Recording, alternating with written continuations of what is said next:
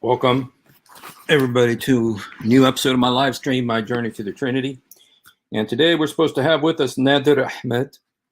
He said he wanted to talk about Deuteronomy 18:18. And so I accepted, and I said, sure, come on, let's talk about it. And so anyway, I sent him the duck. He's supposed to be the duck. You push on it and you come on here. I'm waiting for him to respond. He said 2:30, so I'm waiting for him. So we're waiting for Nadir Ahmed. Let me go ahead and show you, though, what the subject of what we're going to talk about today is. Let me go ahead and go over there. This is, if you've done any ministry among Muslims, you know this very well.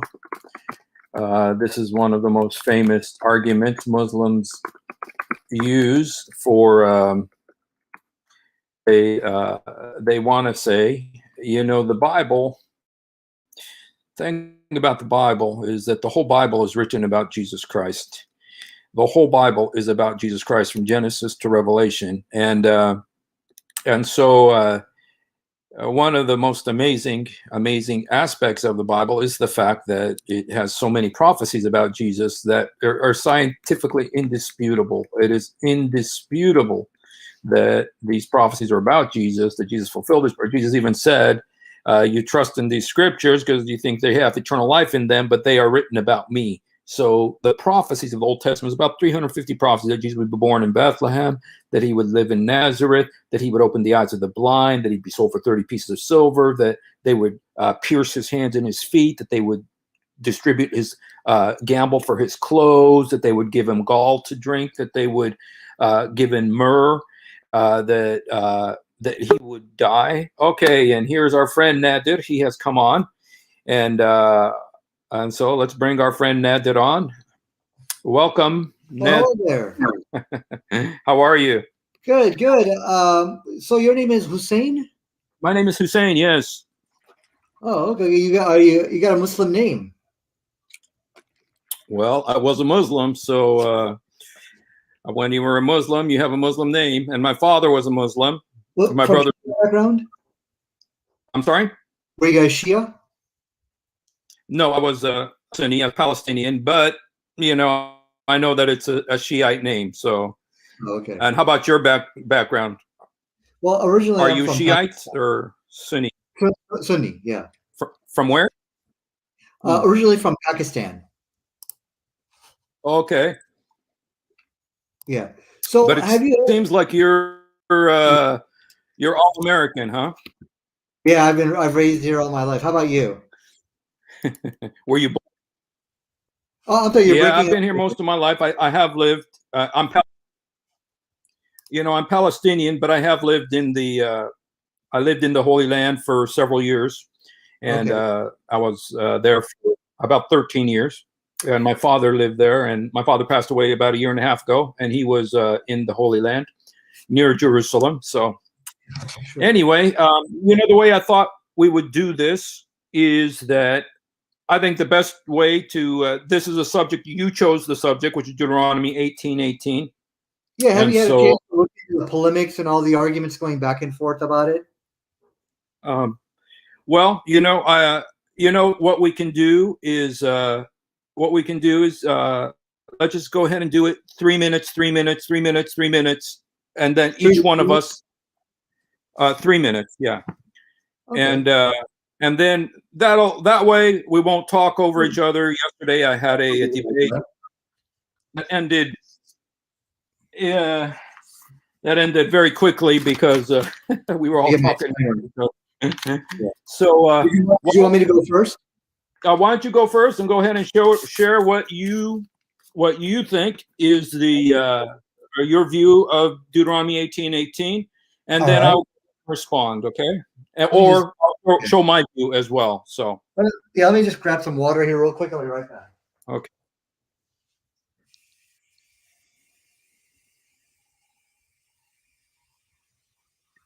Let me see here. Oh. Okay, I'll go first real quick.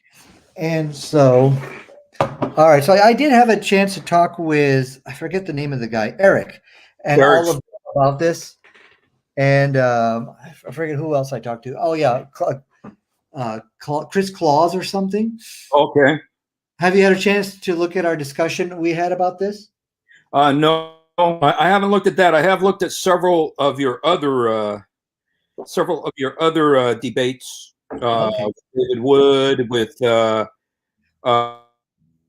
Michael Brown, and sure. then I also, other things about it. So it's a huge issue. There's lots of different angles we could take about it.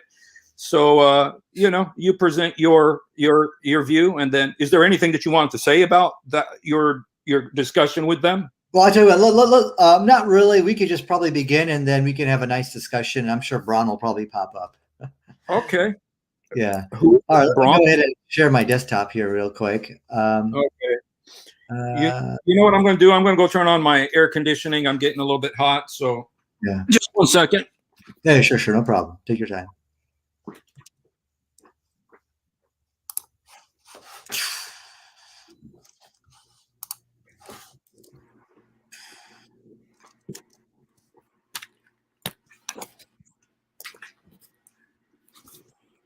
Okay, I'll begin. Okay. All right. You'd like to go? I just started my Right 3 minutes, and I'm going to share my screen, application window. Okay, there we go. So the reason why we say Muhammad is the prophet of Deuteronomy 18:18 is just it's just one reason alone, which is why. It's because this is what the facts support. When I talked to Eric, I talked to Chris Claus and all these people, and I think they're some of your friends. What they presented were really interpretations. So the Christian viewpoint on this, it is based 100% on subjective interpretations. It is not fact-based at all. The Islam, and so that's really the only reason why Muhammad is a prophet of Deuteronomy 18:18.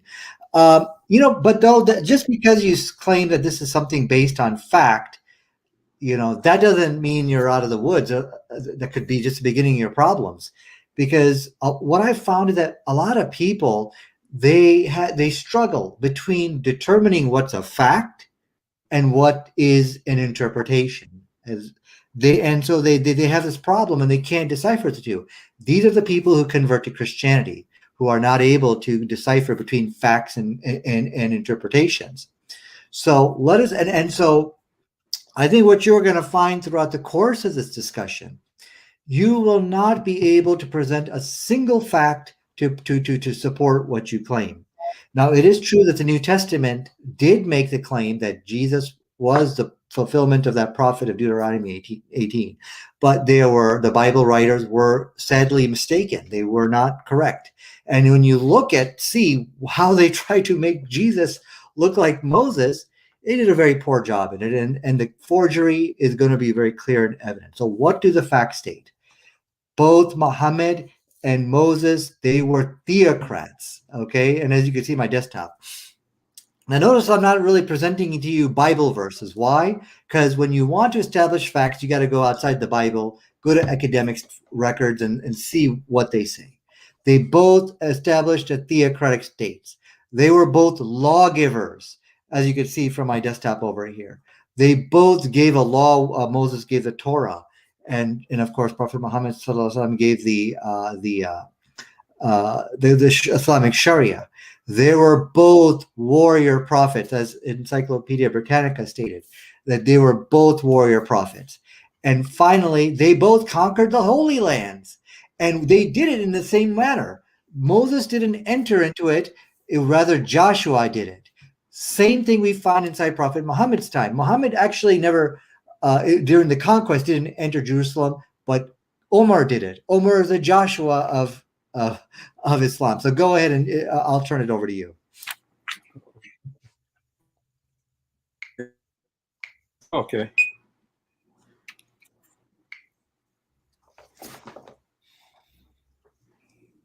Okay. All right. Well, you started with an unbelievable swipe at us ex-Muslims. You insulted us like, I guess Michael Brown was right when he said you spit upon holy scriptures. You spit upon all the ex-Muslims, and say that we're merely people who don't see the facts. That's why we become Christians. What a horrible thing to say about people, man. There's millions of us, millions and millions of us, and to just spit upon us that way. I can't believe that that's how you want to stalk. And the fact that you got no sense of shame on your face when you say something like that, and right now as you're listening, is unbelievable. Tells me a lot about what kind of person you are. But you know, because what you just said is about me. You know, very shameful, very shameful. Anyway, but there's something that you said. Something that you said yesterday. You had these quote unquote facts about Muhammad.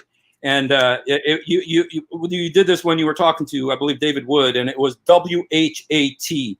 And, you know, that they were both warlords. Muhammad was a warlord, and Moses declared war. I guess they wore hats or something. A, that they both had armies. T, that they both set up theocracies. Well, I did more. There's more similarities between Muhammad and Moses. There's more similarities. Let's look what else. Let's look what else. Yeah, they both got angry. Moses got angry and he hit the rock. Muhammad got angry when one of his wives wouldn't have sex with him, remember? And so he, you know, the angels were cursing her all night long. And then Jews, J, they both dealt with the Jews, you know. Muhammad, you know, committed genocide against them. Moses had to deal with them for 40 years. Both of them ordered their people around. That's both of them were murderers, both killed. Moses killed before he got, you know, before he really was committed to God. Muhammad did it after he was committed to Allah, because Allah commanded him to fight and to kill. And then both of them used to eat lamb. And so when you take all of that, WHATAJOKE, you know, those are similarities between Moses and Muhammad. And you know what it spells out? What a joke. What a joke. I can't believe that you are serious about this, man. Your explanations about what the difference between, am I not live? No, I can hear you. I can hear you. Oh, yeah, no, somebody's telling me that I'm not live. So anyway, I just want to talk to you a little bit about, let me see, I don't know how much time I've got left here. Got about a minute. How much time? Oh, you know what? I just ran out of time. But you know what? You think that the similarities between Muhammad and Moses are a joke. It's the weakest argument, and I just ran out of time. So. Okay, sure. Let me go ahead and start. Just 1 second. All right. Go. Okay. You know, I will say that your voice is kind of breaking up a little bit. Hussein, you there? Hello. I think it's breaking up a little bit. Hello, you there, Hussein?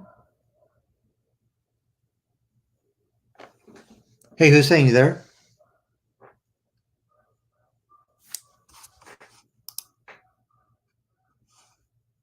Hello. I think something just happened to Hussein over here. You know, my internet is a little bit weak. Sorry about that. So I keep going. So all right, are you okay now? That if I go in and out, my internet's coming up. You're continuing, so you're okay. So who's Ben do you mind if I bring a friend? Do you mind if I bring a friend on? Yeah, definitely. Do you mind if I bring a friend on? Sure, please. Is that okay? Yeah, okay. Sure, yeah. All righty, but go ahead and talk about your 3 points or 3 minutes. I'll start your 3 minutes. A quick question: who's Ben Malik in the chat? He's one of my friends. He'd like to talk to you too. Is that Sam Shamoun? Yes. Well, you know, he's been running away from me. You know that, right?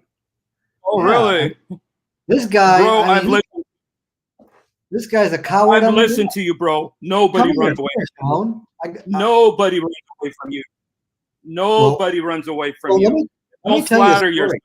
Nobody runs away from you.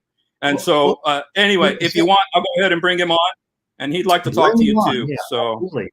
Yeah, because you know this guy, and he's one of the problems. Let me just share with you my side of the story here. You know, one of the we've problems. heard your side. I'm sorry, what's that? We've heard your side. Well, okay. minutes to talk about this guy. So basically, what they're running away from, they're running away from the Bible, the Quran. Nobody's running. Bro, don't flatter yourself. Nobody's running away from you. You are such a lightweight. You got no logic. Your logic is faulty. Dude, nobody's running away from you. Nobody's scared. Don't flatter yourself. You got no logic. Your reasoning is faulty. Dude, nobody's scared of you. Don't flatter yourself. I know you tell yourself that to make yourself feel better, but the truth is nobody's scared of you, man. But here's our friend Sam. We'd like to talk to you too. Surprise you, loudmouth coward. Now we're gonna see who's running from who, you little wicked dog. Okay. First of all, no. First of all, open your Quran, chapter 2 of the Quran. Start reading 40 to 44. Now it's time for me to muzzle you for your slanderous lies, you filthy wicked demon. Open Quran. Shut up. Open Quran. Okay, open Quran, chapter 2, verses 40 to 44. Read. I'm not going to take dictates. No, you're going to do it whether you like it or not, you Ibn Muta. Or we're going to talk about the Muta wife you had for a month after you divorced. Sam, why are you running from me? See, open chapter 2 of the Quran. We're going to talk about the Quran in the Bible. Open chapter 2. Stop barking. I'm going to start reading. Okay, I'm going to read. I'm going to read your Quran. No one wants to hear you. Open up your Quran. Here we go. Can we do 3 minutes back and forth? No, we're going to do interactive discussion because you tapped into the prophet. No, you're not going to let me talk. You're going to read the Quran. Wait. You're ashamed of your Quran? You're ashamed of your filthy prophet who prostituted women? Sam, open your Quran. Let me read it because you're too much of the Quran. Okay, I'm reading the Quran for him because this coward is ashamed of his prophet. Can we put no. Let me read the Quran for you. Shh. Ish. Let me read the Quran because you're a liar, slanderer. You deserve no respect, you dog, for telling people we ran from you. Oh you wicked, vile heathen. So now because you got a loud mouth, you're a slanderer, I'm now going to humiliate you like Jesus humiliated your filthy prophet. Hold on. I'm going to read your Quran for you. And you're a coward. You're running from the debate. You can see I'm running. Oh, I'm running. Who's saying, look, I'm running. I'm running. You're wrong by bad-mouthing and not giving me an opportunity to talk. I'm acting like your prophet who told people to bite people's penises off. Hey, wait. You condemn your prophet for saying, go tell them to bite their father's penises. I'm not shouting, but you're too stupid of a dog to answer. But don't run away. Chapter 2 of the Quran. O children of Israel, call to mind the special favor which I bestowed upon you, and fulfill your covenant with me as I fulfill my covenant with you. Fear none but me, and believe in what I reveal, confirming the revelation which is with you, and be not the first to reject faith therein, nor sell my signs for a small price, and fear me and me alone, and cover not the truth with falsehood, nor conceal the truth when you know what it is. Be steadfast in prayer, practice regular charity, bow down your heads with those who bow down and worship. Do you enjoin right conduct on the people and forget to practice it yourselves, and yet you study the scripture? Now, Ibn Muta, what did they have at the time your prophet that your wicked prophet confirmed? You know what the Arabic says? Listen. Now, I just read your Quran. Answer. You've just had your chance to speak now. Answer the question. You're not going to dictate. We don't pay attention to you. Okay, Hussein, let me repeat the question, Hussein, because this guy's too scared. He's scared to debate me, actually. That's okay, Answer Sam. the question. What Why was the scared of me, Sam? I'm shaking like that woman was shaking when you did muta with her. I'm shaking like the woman that you did muta with was shaking for that month. Remember that? Why can we not have a debate with equal time? Why can't we do that? Answer the question. I'm not going to answer the respect. Okay. This guy's a coward. Shut up, dude. Answer the question. I already, okay. Are you going to answer the question? What part of no don't you understand? Go ahead.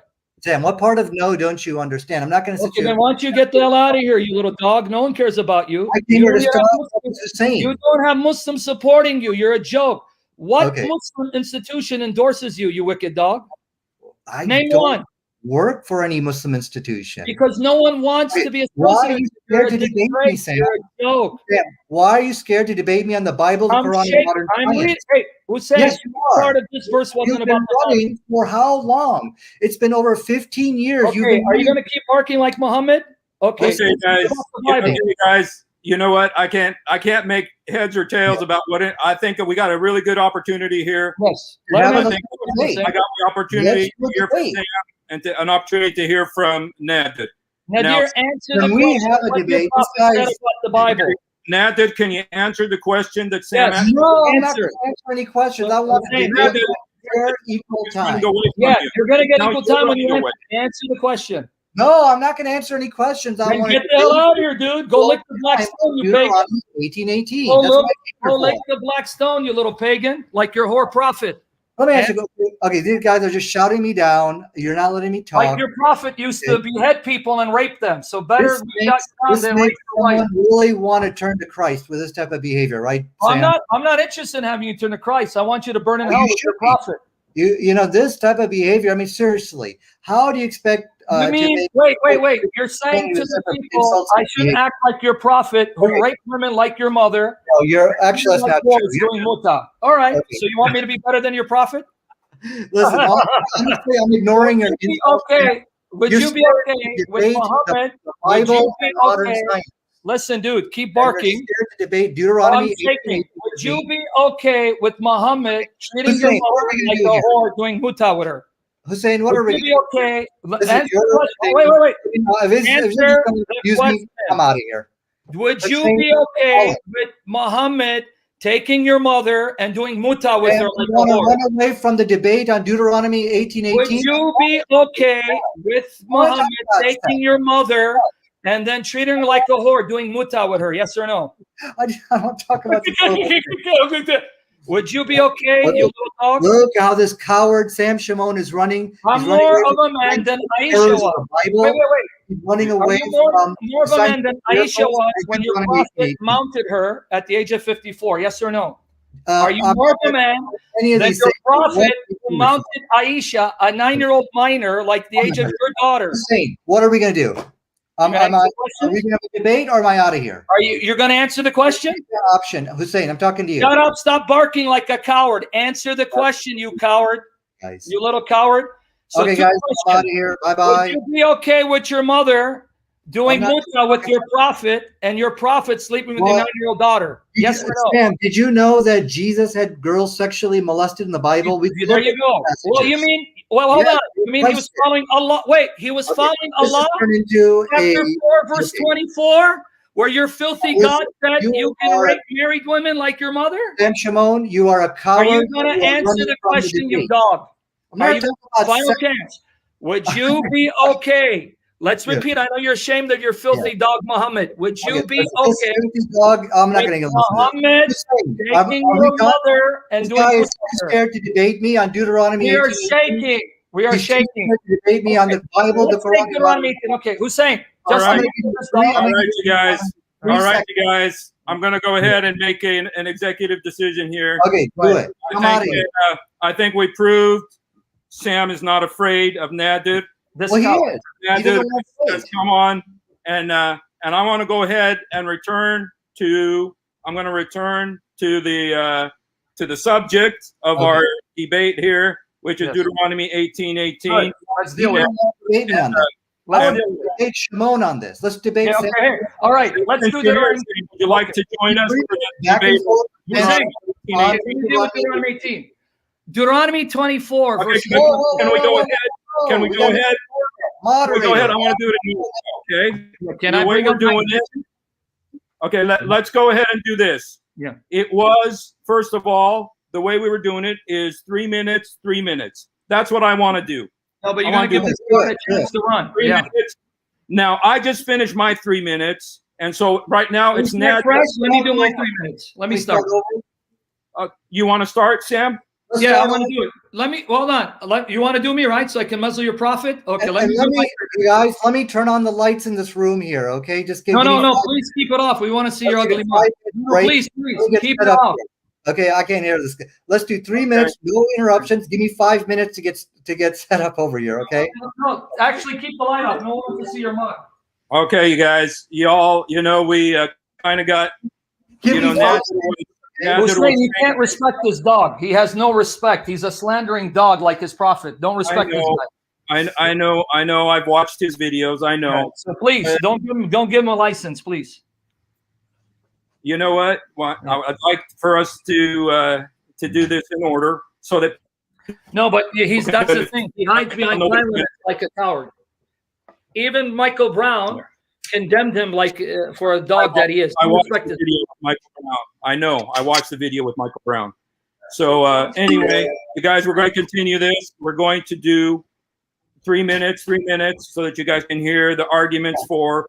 Now, I was going to do it, but since we have Sam is much better than me. He's much more knowledgeable than me. So let's go ahead and let Sam go ahead and do my part, which is dog, this guy. So, scum dog, that's what he is.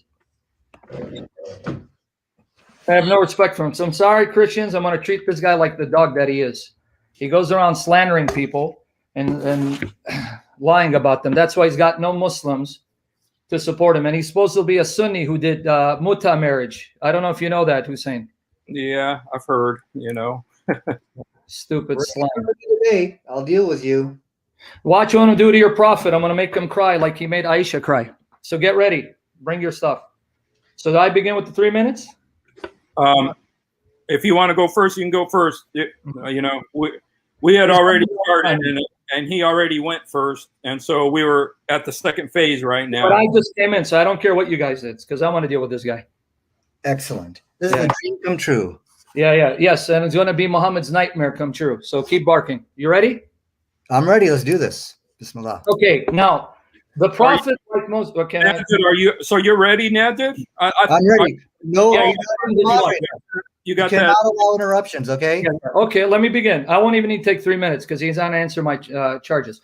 The prophet, like Moses, is to be from. Okay, we're talking about Deuteronomy 15.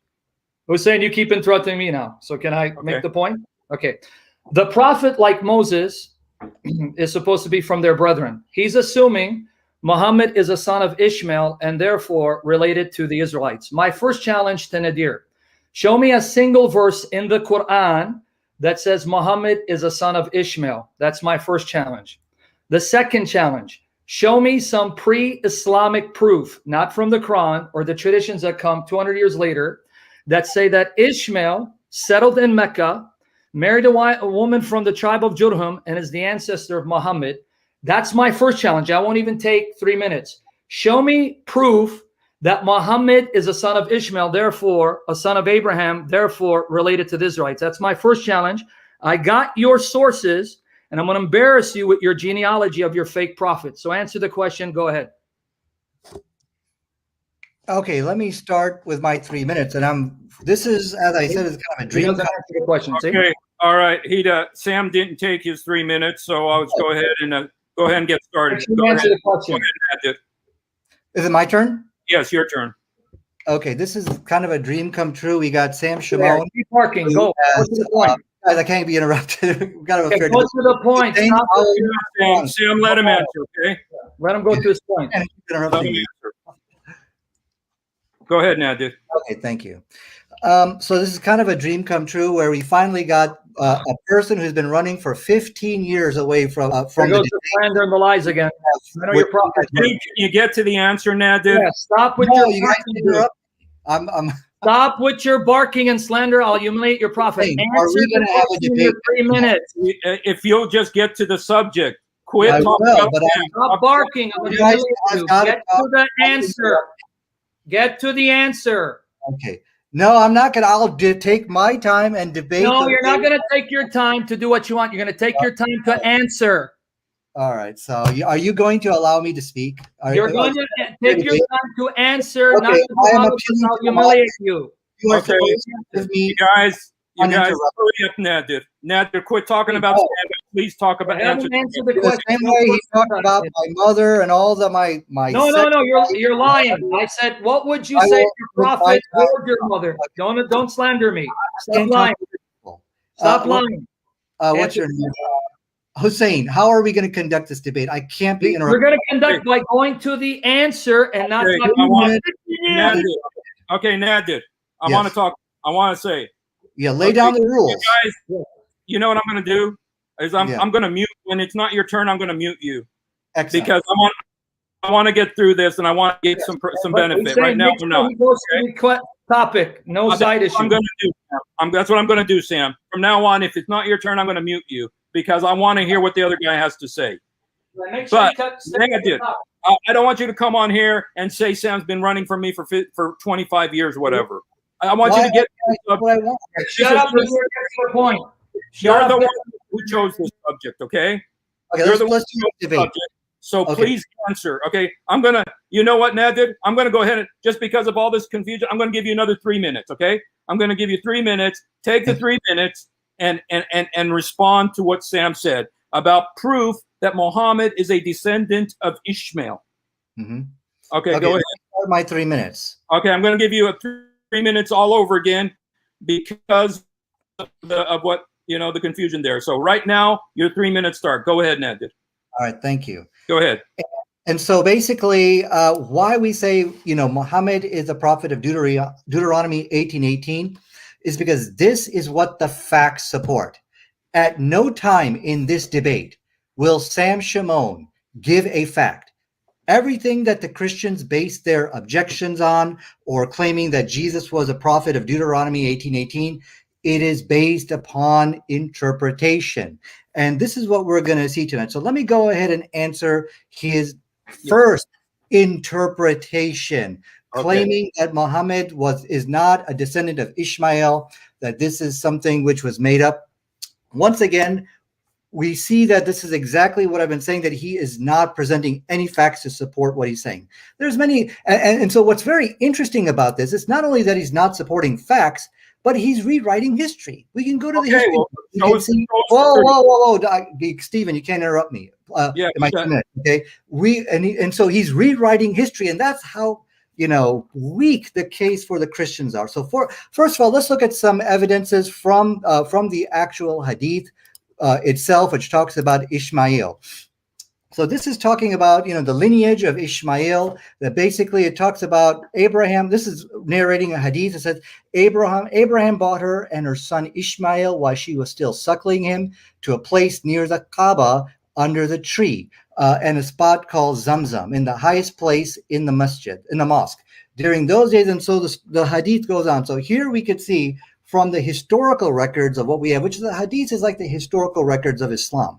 We see here that the Arabs are the descendants of Ishmaelites. And once again, this is a rewrite of history. You could go to the history books and you can also see that. But not only that, but we know now from science as well that the Arabs and the Jews are indeed related to each other genetically. Well, and by the way, here is Encyclopedia Britannica, which the Christians have to rewrite. Look at all the books the Christians have to purge just to get to to refute our case here. So this is an example from Encyclopedia Britannica.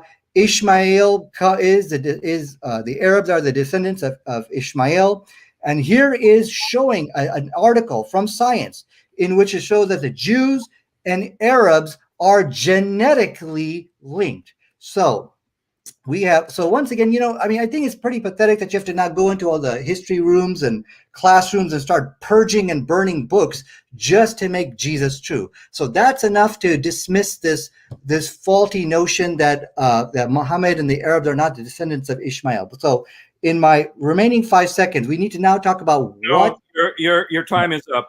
Okay, but thank you for what you said. Okay, now it's Sam's turn. I'm going to make it easy for you to win this debate, not humiliate yourself as a liar. Okay, I won't even take 3 minutes. Number one, I never said Arabs are not related to the Jews. So you're a liar following your prophet.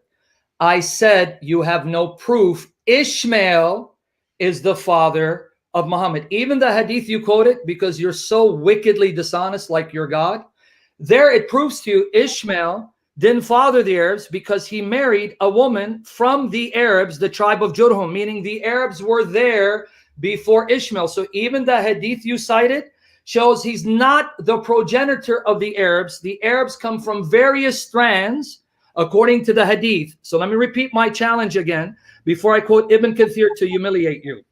Here's my challenge, clear for everyone to hear. Give me pre-Islamic, pre-Quranic proof Ishmael settled in Mecca, fathered the particular Arabs at Mecca by marrying a woman from the tribe of Jurhum, and therefore is the ancestor of Muhammad. You quoted Bukhari, that's 20 years later, and that itself showed you're a liar. You can't even read your sources because there were already Arabs there. Nadir, can you read the hadith? Did he not marry an Arab woman from the tribe of Jurhum according to that hadith, which is a fake? So now I'm going to give you my time to answer my question again. Show us pre-Quranic Islamic proof Ishmael settled in Mecca, fathered the Arabs at Mecca, and therefore is the ancestor of Muhammad. Not your filthy lie that Arabs are related to Jews, because no one disputes that. Because the Arabs come from various strands, and of course they'll have some relationship to the Jews. I'm asking about Ishmael fathering your fake prophet, that son of the devil, Muhammad, by settling in Mecca. Give me pre-Quranic, pre-Islamic proof that he is a son of Ishmael. So let's see how you're going to do in these 3 minutes. Go ahead. Were you going to show us that quote from Ibn Kathir? I'll wait for him because I'm going to embarrass him right after he comes back. After I got him all here. We lined up. We're going to see this guy run. Come on. All right. All right, Nadir. Let me start for you now.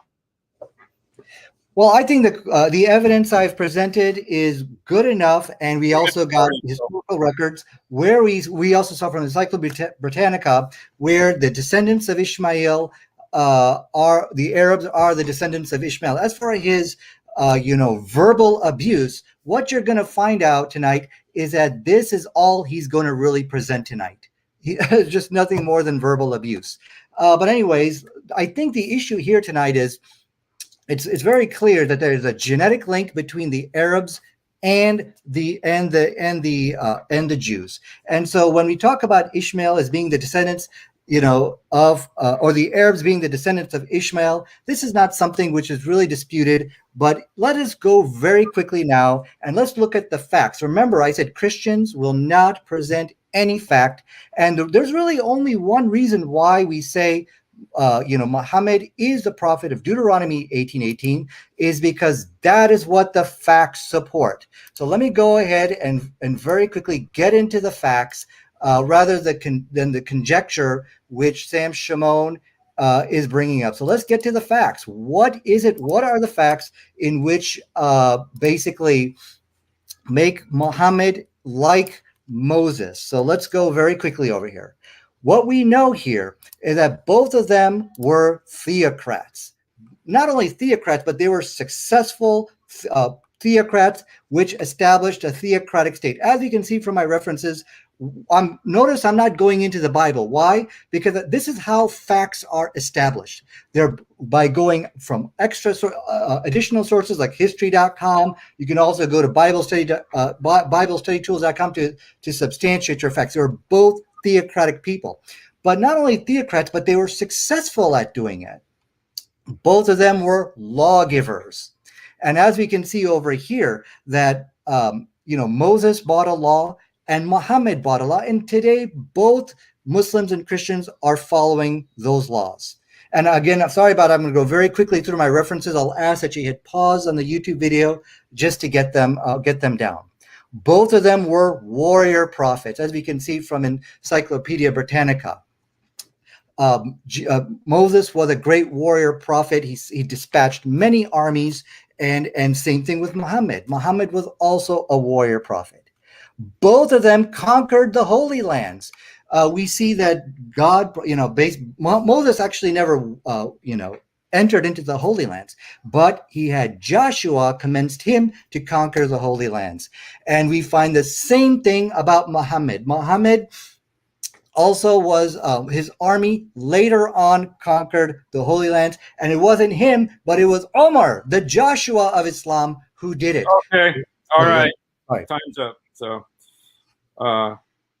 okay, Sam. Yeah, I'm going to decimate his objections. But notice the coward didn't answer my question. And if he's complaining about abuse, he buried his prophet who abused people with filthy language. So did Abu Bakr, telling a guy to go suck the clitoris of Allat, Al-Uzza, I believe. So let's not go there because you're going to humiliate your prophet. But notice he lied. He said that the Encyclopedia Britannica said that Ishmael is the father of Arabs. Now, I want him to quote the encyclopedia to show Ishmael settled in Mecca and fathered the Quraysh, who are the people of Muhammad. Secondly, I want again, quote, pre-Islamic proof, pre-Quranic proof, Ishmael settled in Mecca and fathered the Arabs at Mecca, who are the answers to Muhammad, because that's crucial to the prophecy. If you can't show me your wicked prophet, that immoral son of the devil, is an Ishmaelite, then you destroyed any connection he has with Abraham, and therefore he cannot be from the brethren of the Israelites. Now, with that said, since you want to talk about law, here is a law given by Moses that shows that your prophet is of the devil. In Deuteronomy 24, verses 1 to 4, Nadir, the true God who spoke through Moses said, then when a man divorces his wife, she marries another, and that other divorces her or dies, she cannot go back to her first husband. That's disgusting to the God of Moses. But your wicked prophet said in Surah Al-Baqarah, chapter 2, verse 230, that if you divorce your wife irrevocably and she wants to come back to you, she can until she marries someone who has sex with her, making her lawful for you to take her back. So how can your wicked prophet be like Moses when he is not related to Moses? Because you have no proof he's a son of Ishmael. And how can he be like Moses when your wicked, filthy prophet ordered something that the God of Moses says is an abomination, and Moses would have killed your fake prophet for enjoining that command? And this is just the beginning. Watch what I'm going to do to you and your prophet. Go ahead. Let's see if he's going to answer. All right. As I told All you. right, Nadir, let me start your 3 minutes here. Just 1 second here. Please. All right, Nadir, go ahead, bro. Okay, thanks. So as I said, in no time will Sam Shamoun present any type of facts to support anything about whether if it's Jesus being that prophet of Deuteronomy 18:18, because remember the New Testament claims he is, but there will be no facts to support that. And so, and if you look at the job, and we'll talk about that, whether if Jesus is really that prophet or not, we'll get there later. But I think it's very interesting. Everything I presented to you is a fact about Muhammad. These are facts which are not disputed, and Sam could not dispute that. And in fact, I'm even going to put out a challenge. Everything I will present to you will be based upon fact. So now he present to us not any fact, but a riddle. Roses are red, violets are blue kind of thing. Well, the laws are a little bit different here, and the laws are a little bit different here. Well, first of all, he was, if we just take away all that verbal abuse, you will see that he just said divorce and remarriage is allowed.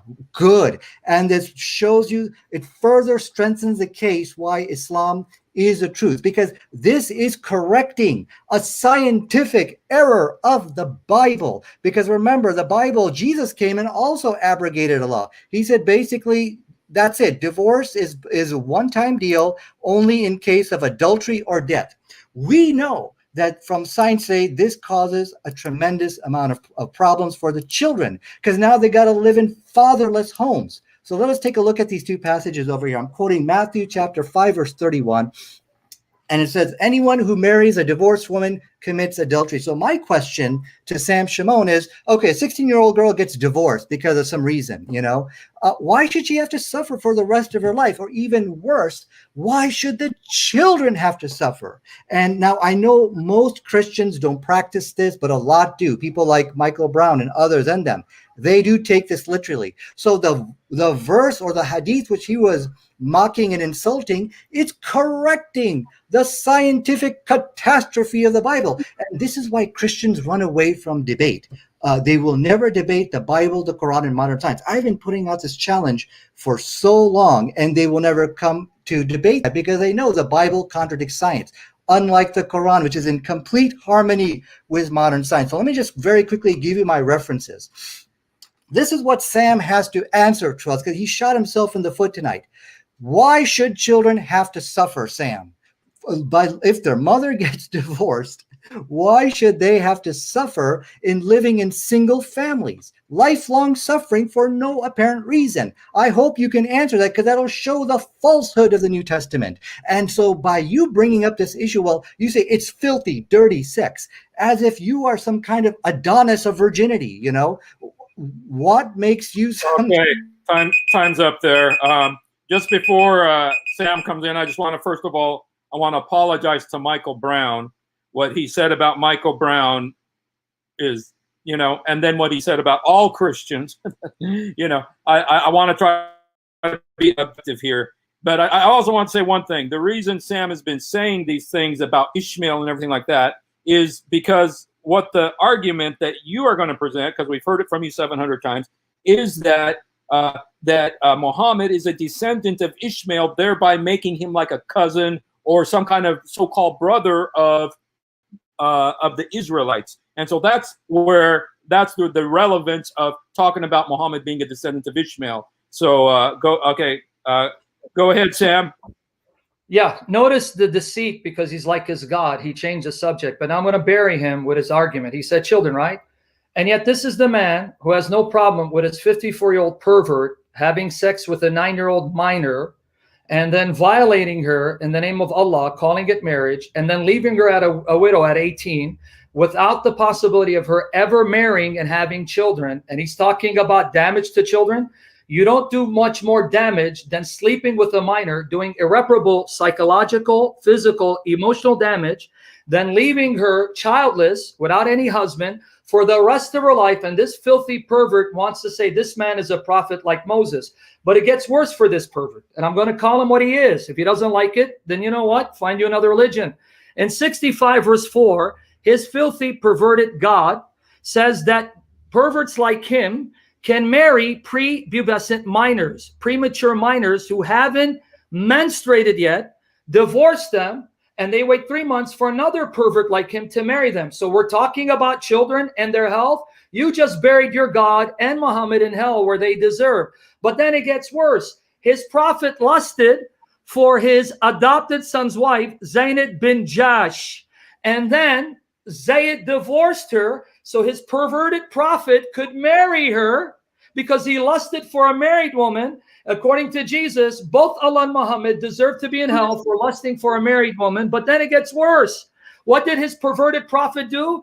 He abolished adoption to save face, because people are saying, you dirty pervert, you took your son's wife. He goes, oh, adopted sons are not your children. Name them after their fathers, thereby destroying adoption, leaving countless number of orphans without the opportunity to have anyone call their parents, leaving barren women and husbands who can't impregnate their wives without the opportunity of adopting an orphan and making that person his own child. And this sick pervert has the audacity to complain about what the Bible says when his prophet abolished adoption, violated a minor, sanctions in his filthy Quran that perverts like him can violate minors, doing irreparable psychological, emotional, physical damage. And on top of that, leaving poor Aisha, widow at 18, no children, to die childless without a family, let alone his other wives.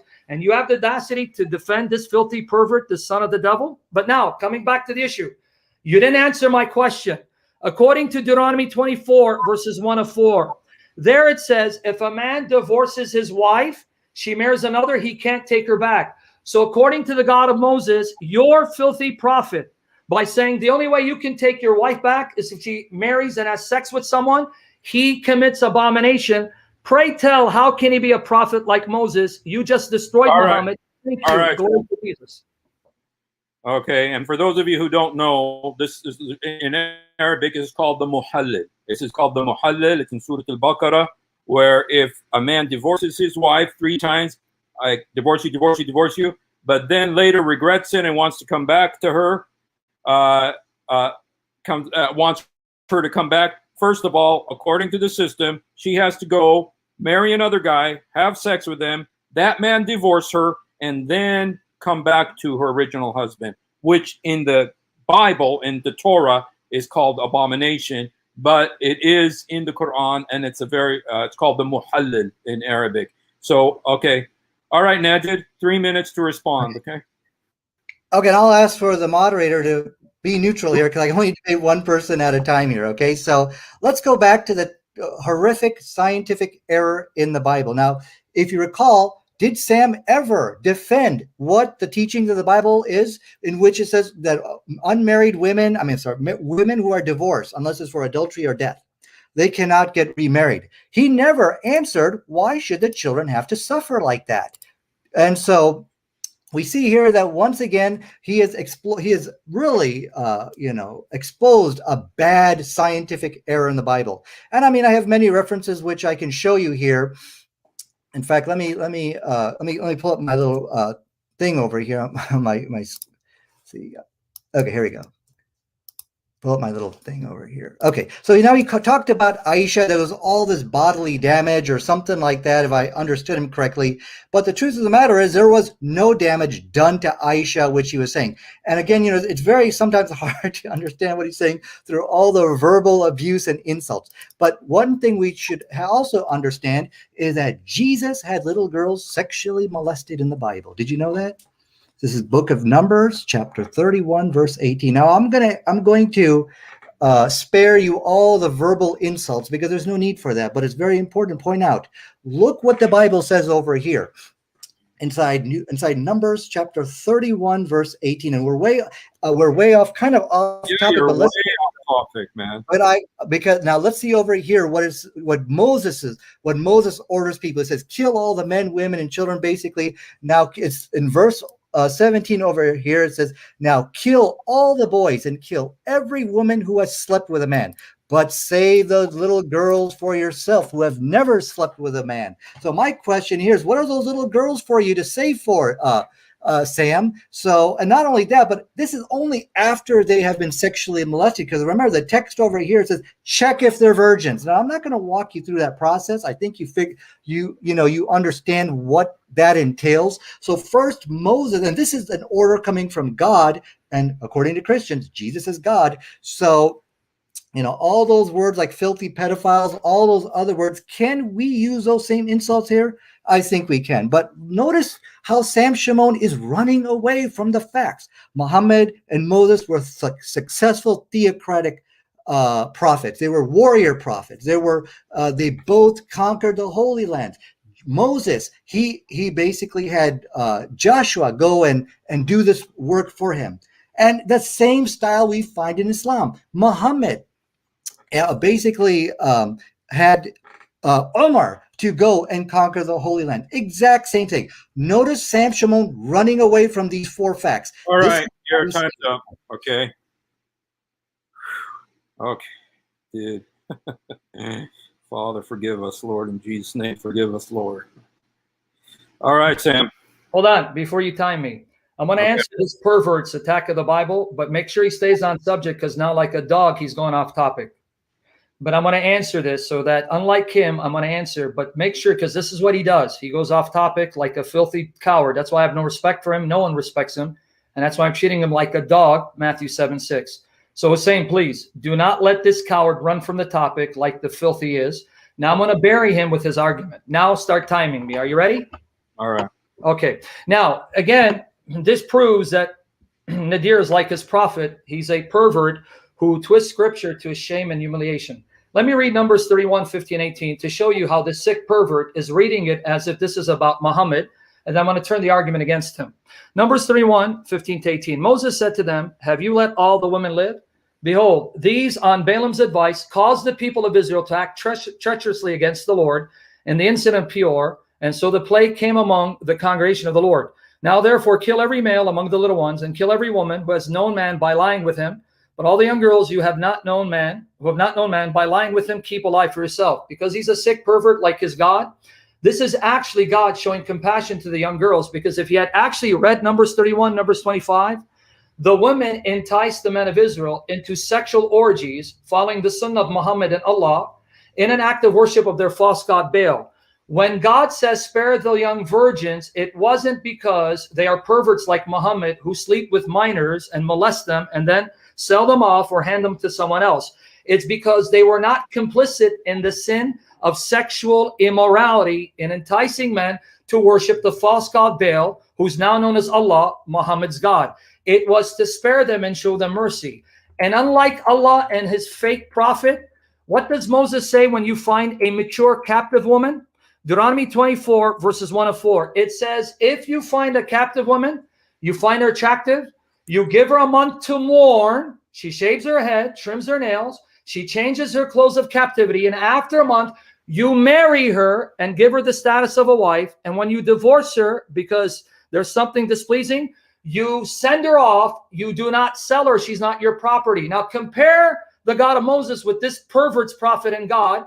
In chapter 4, verse 24, it says, unlawful for you are married women, except those whom your right hands possess, meaning your captives that you have stolen from war. And this is found in Sunan Abu Dawud, number 2150. So I want this pervert to defend his prophet.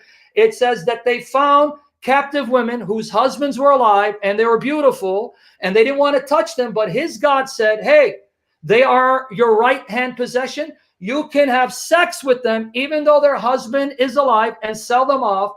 What a marked contrast with the God of Moses, who says you can't have sex with captive women, especially married ones. You got to marry them and give them the honor of a wife. Then if you divorce them, you let them go. That means Moses' law is better than Muhammad, that pervert. And yet this pervert wants to talk about scientific errors and irreparable damage to girls. What do you do with your filthy religion that allows a man like you to have up to 4 wives and divorce them at will for no legitimate reason? All right. Damage to those kids, you pervert. All right. All right. All right, Nadir, your turn. Okay, thank you. So as you can see, he was not able to defend the scientific error of the Bible.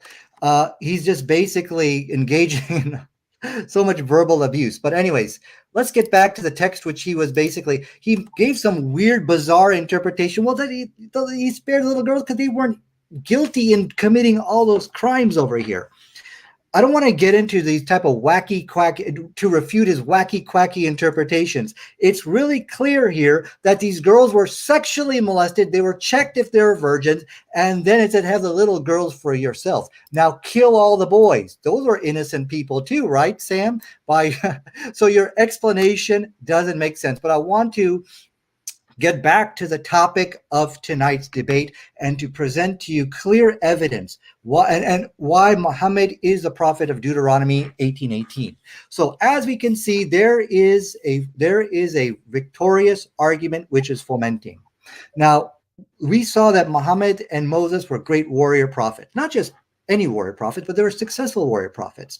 We saw that they were both theocrats. We saw that they both conquered the Holy Lands. And so we see many of these similarities. Now, I want to also tell you that what does it mean to be like somebody? Now, if you notice all the thing about raping and right hands possessed, sorry, guys, I'm going to put that on the back burner. I got to get to the topic here. So I'm going to ignore a lot of the red herrings and things where we're veering off. You see, it's very important what it means to be like somebody. When you want to be like somebody, it means you match them intrinsically. Intrinsically meaning something special about that person. Like Donald Trump, he has that talent of making $1 billion in the real estate industry. Now, if I had that, I could say I'm like Donald Trump. So this is, and so if you look at all of those similarities, conquering the Holy Lands, being this great warrior prophet, these are intrinsic characteristics versus something like, they were both Jews, or they both didn't eat pork, or they both ate lamb. These are things which are commonalities or similarities which you can find in many people. So that's why I thought it was very important to point out. And so why this is important is because if you look at Jesus, who he was, Jesus doesn't have any intrinsic quality with Moses, which once again disproves the New Testament. Now, let me walk that back a little bit. There are some intrinsic qualities between Jesus and Moses, but Muhammad had those same ones. So if you subtract those out, what you are left with is nothing. And that's my challenge for Sam Shamoun. Show me one intrinsic quality or attribute between Jesus and Moses which make them similar, and you will never be able to find that. There's only one man who matches Moses intrinsically like what I've shown you, and that's Muhammad. Go ahead. Okay, time's up. Okay. Ready? I'm ready, Sam. Go ahead. Okay, Lord willing, I'll come back to his shameless butchering, Numbers 31. He lied like his prophet did. It didn't say what he said, that they were molested, but he's a liar like his prophet. And if he keeps complaining to me about abusing him, I'm going to quote what his filthy prophet said to people, how he abused them and cursed them. But now, let me bury Nadir with his prophet. He wants similarities, right? Notice the coward never went to Deuteronomy 34, 10 to 12, to show us what it means to be like Moses. And here, where we're going to now hold funeral services for Allah and his messenger.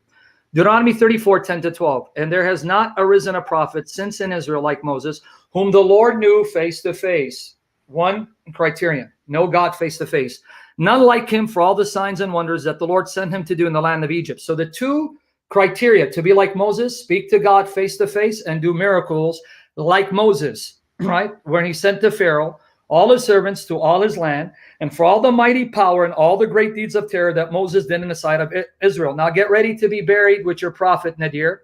Number one, quote to us a single verse in the Quran where Allah appeared to Muhammad in a cloud and spoke to him face to face. Exodus 24, verses 9 to 18.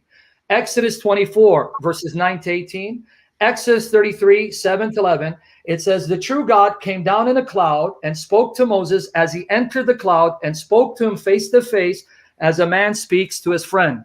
Matthew 17, 5, Nadir, Jesus on the Mount of Transfiguration. The cloud comes down in front of Jesus with Peter, James, and John, and Moses and Elijah, and they heard a voice from the cloud saying, this is my son whom I love, with whom I am well pleased. Listen to him. So first challenge, show that your filthy prophet is like Moses in the way that Deuteronomy says he has to be like Moses. Quote a single hadith or Quran where your false God, Allah, appeared in a cloud in front of multitudes of people, in front of Abu Bakr and Umar, and they heard his voice like God did for Moses and the Father did for Jesus. Secondly, show us the miracles that Muhammad did that are similar to Moses. And I hope you're stupid enough to bring up the splitting the moon, because I'm going to split your brain cells if you do. I want you to show us where Muhammad did any miracle similar to Moses. When chapter 28, verse 48 of your fake Quran, it says, the people asked your fake prophet, how come signs are not given him like they were given to Moses? So even the people at Muhammad's time knew your quack prophet didn't have any signs like Moses. But Jesus, on the other hand, much like Moses, did many signs and wonders, all of which your fake Quran confirms. For example, in chapter 3, verse 49 of your fake Quran, Jesus fashions a bird from clay, breathes into it, and it comes to life.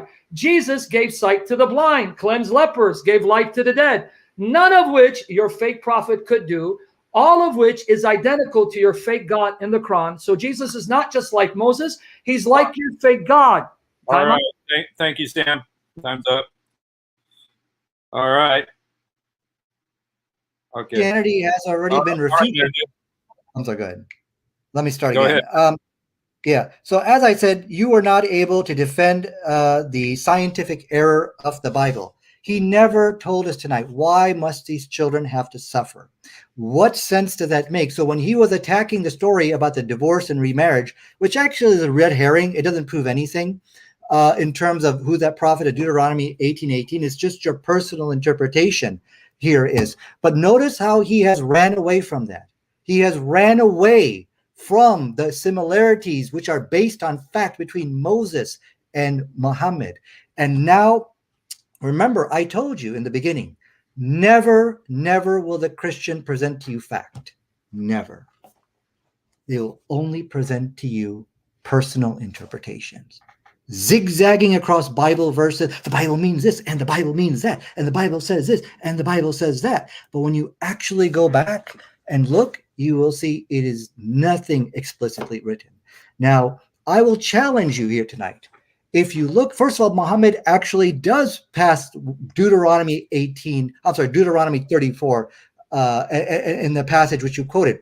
That's fine. But I want to make it very clear that when we talked about Deuteronomy 18:18, that God will send a prophet like Moses, is it explicitly written in the Bible that Deuteronomy 34 is some criteria for the prophet of Deuteronomy 18:18? Can you take 10 seconds of my time, Sam, and answer that question? Is it explicitly written like that? You want him right now? Yeah, go take 10 seconds of my time. Is it really written? I'm not stopping it, so Yeah. go ahead. Yeah, very easy, because again, you can't answer, so you're resorting to stupidity. Okay, I'm gonna help him out. Can I read it? Or are you going to bark? Go ahead. Go ahead, Sam. Stop going, because it's disgusting. Stop licking the black stone and going. Now, listen, here it is. Deuteronomy 34. And there has not arisen a prophet since in Israel like Moses. So there's the exact words, a prophet like Moses. So yes, it's right there, because it says, I'm going to raise a prophet like you. So in the same book, it says, here's what a prophet like Moses is. So you just got buried. Go back to your rebuttal, so then I can come and bury you. Go ahead. Okay. All right, Nadir. I did stop it for you, so you still got 1 minute and 15 seconds, Nadir. Thank you. Go ahead. That's my point. What Christians present to you is not in the Bible. You see, nowhere is it explicitly written that Deuteronomy 34 is some kind of test or some criteria for the prophet of Deuteronomy 18:18. This is their false interpret. Well, I can't say it's a false interpretation.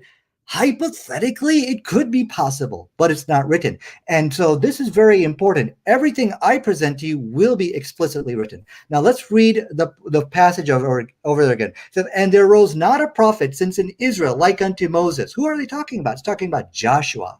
Joshua was a warrior prophet. Thank you, which is exactly like Muhammad, whom the Lord knew face to face. So now what Sam did, he spun this to make it, oh, what you have to see God face to face. So now what we are dealing with is an interpretation of the Bible. We are 2 levels deep of personal interpretations. So you had the first interpretation, whether this was some type of criteria for Deuteronomy 18:18. Well, maybe not. That's an interpretation. The second interpretation, whom the Lord knew face to face, really means. Okay. All right, Sam. Okay, now before you time me, I want cross-X, because this guy's a joke. He's not answering anything, and I want to bury him in cross-X. So make sure we do cross-examination. Okay. Okay? Oh, dude, I got to go take my heart medicine first, but okay. This guy, he's already being humiliated like a clown, and I want to embarrass his prophet. But make sure you do cross-X so he can stop barking. But now, let me destroy his falsehood again.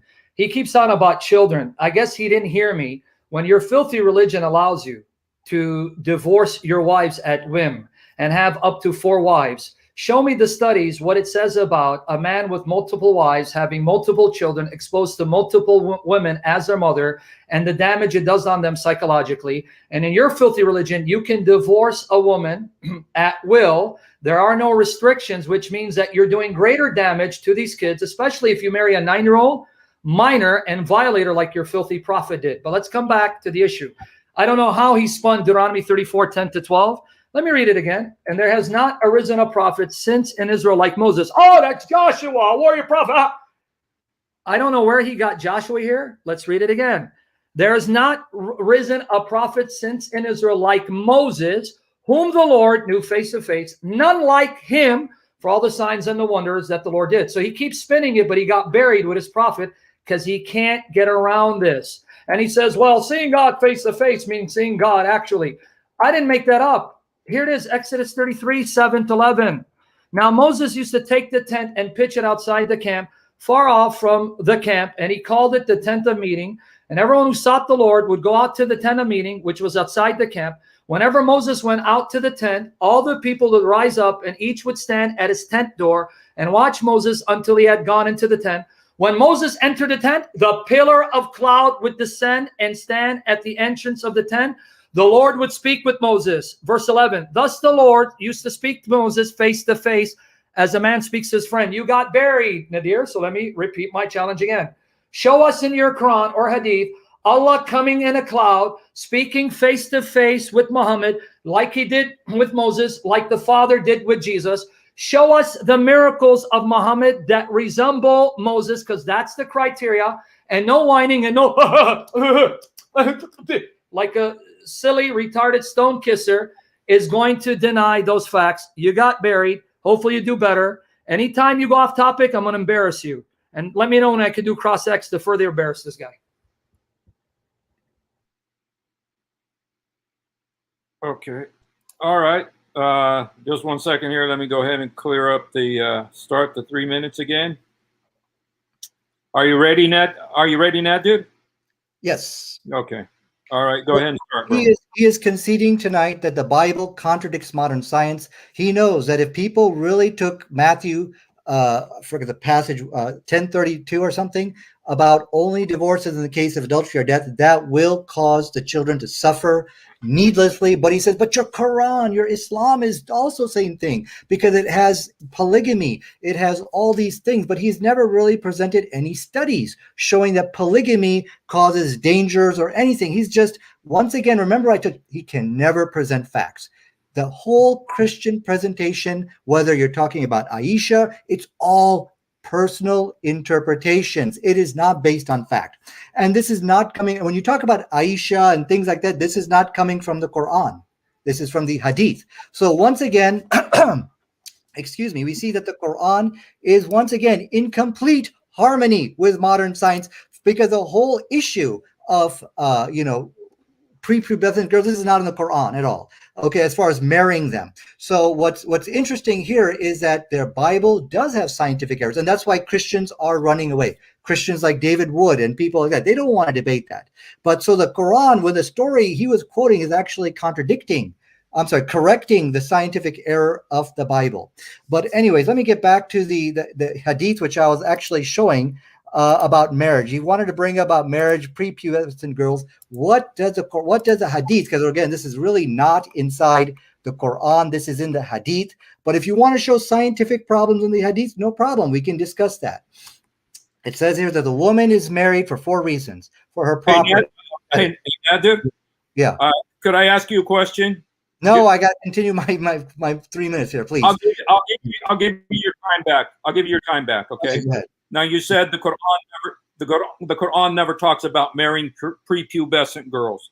That's correct. Now, from my understanding, chapter 65, verse 4 says that that when you divorce a woman who no longer menstruates, you got to wait. The iddah is 3 months. And those who have not menstruated, meaning girls who have not yet which are prepubescent girls, and so that. And Ibn Kathir and all of them say that what this means is girls who are prepubescent, who have been married, divorced, you have to wait 3 months before you remarry them. So how can you say the Quran doesn't encourage the marriage of Okay, I will explain to you. When we look inside, there are people who are already marrying girls who are at that age, who are as a conquered land. So this is rules for everybody. But as far as whether you can and go out and marry a specific age group, that's not in the Quran. So this is an argument from silence. It's talking about here's what you do in the situation where you have a prepubescent girl. When you talk about the marriage of Aisha, this is not found in the Quran or anything. It's found in the Hadith. But I want to go back and clarify, and if you can give my time back. Okay. All right. I'll give you your time. You go back to talk about 18. Okay, go ahead. Yeah, but we're you got a minute and 12. Okay, thanks. So it says over here, for the property, she's married for her property, her status, her beauty, her religion. But it says, get the one who is religious. Once again, complete harmony with modern science. Because if you look for a woman who's got good religion, well, most of the time they're going to either be at least in their teens or older than that. So once again, this is in complete harmony with science, and the Quran is in complete harmony with science. But the Bible, according to Shamoun, he has conceded it contradicts modern science, and it causes needless suffering to innocent children. Now let's get back to Deuteronomy 34. So look at how he twists and puts his own interpretation. Now we're dealing with an interpretation of an interpretation, proving to you Christians cannot bring facts to you. It says, whom God knows face to face. God knows everybody face to face, but he turned it on. What this verse really means is like God coming down in the cloud and Moses saw him. That's what it really means. Thank you for your personal interpretation, Sam, but that's not what the text here says. And this verse is talking about Joshua, a warrior prophet. Your time is up. I did give you your time up. I gave you the time I took for my question. So okay, Hussein. All right, Sam. Hussein, I want to do cross-X now because he's a joke. Now we want to cross-X. We're asking him and he asks me. Okay. He's man enough to do that. See, look at the coward. He's getting shaking. You're not running away. We're doing cross-X. 1 minute back and forth. That's how we should do it. I'm going to ask you. No, well, hold on. You give me 10 minutes. of me asking him questions. He can then ask me, and then I'm going to flip it on him, right? So we can do that? Well, how do you say that again? Cross X, where I can ask him 10, 15 minutes, then he can ask me 10, 15 minutes. Can I start? Are you willing? Is that good for you, Nadir? Well, if he's a chicken, he'll run. Okay, wait a second. What we should do, 1 minute back and forth, so uninterrupted. You can't interrupt the person for 1 Not minute. Cross X. Okay, so I know let's you're scared, Nadir. 10 minutes, and then I'll do my cross-examination for Yeah, 10 that's minutes. what I'm doing. I'm going to cross-examine you for about 10, 12 minutes. You ready? Okay. 10 minutes. Okay. Okay. 10 minutes now? Yeah, let's go. You got to unmute him, though. Okay. Yeah, he's muted. No, you got to unmute Go. him so I can ask him so he can answer. Oh, That's Cross X. okay. So you ask and then I mute him now. You ask and then I unmute him to answer? Or just so I leave it open right now? Why are you Both unmuting him? open, but no interrupting. During the Nadir, one- calm down. Don't be scared. I'll embarrass you. Okay. Unmute him, Hussein, so he can hear me. Okay, number one. So you muted him again. I unmuted him. Oh, go ahead. You sure?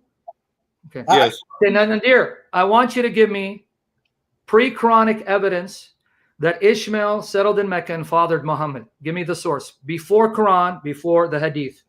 Give me one source. Before the hadith. Yeah, Well, because we have a lot of historical documentation. you cannot interrupt me, Sam. Let me.